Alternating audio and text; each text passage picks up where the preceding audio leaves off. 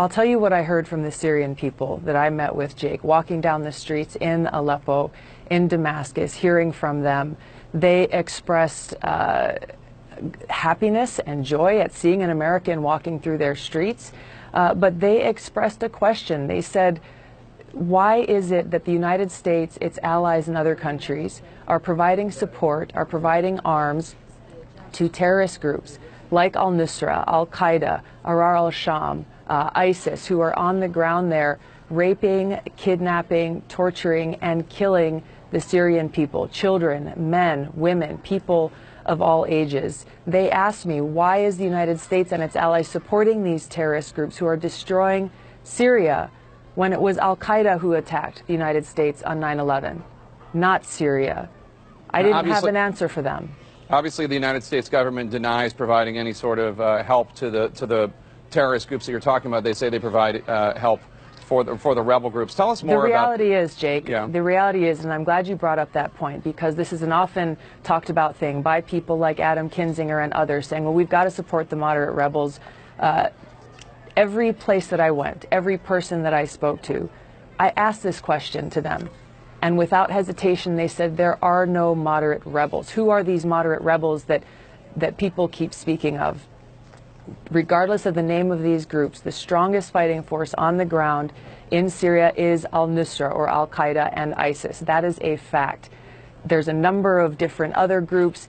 All of them essentially are fighting alongside, with, or under the command of the strongest group on the ground that's trying to overthrow Assad. The Syrian people recognize, and they know, that if President Assad is overthrown, then al-Qaeda or a group like al-Qaeda that has been killing Christians, killing people simply because of their religion or because they won't support their terror activities, they will take charge of all of Syria. This is the reality that the people of Syria are facing on the ground, and why they are pleading with us here in the United States to stop supporting these terrorist groups. Let the Syrian people themselves determine their future, not the United States, not some foreign country.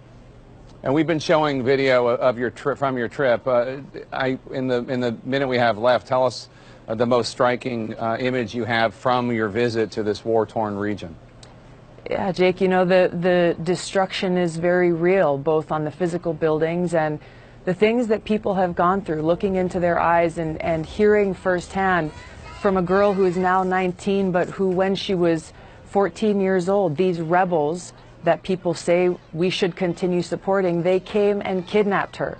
They raped her multiple times. They killed her father in cold blood right in front of her and her little brother. All she is asking for, literally, is for the United States to stop supporting these so-called rebel groups, stop supporting these terrorists, so that the Syrian people can begin to try to get back to some semblance of normalcy in their lives. Congresswoman Tulsi Gabbard, Democrat of Hawaii, thank you so much. We appreciate your coming and telling us this story. Thanks, Jake.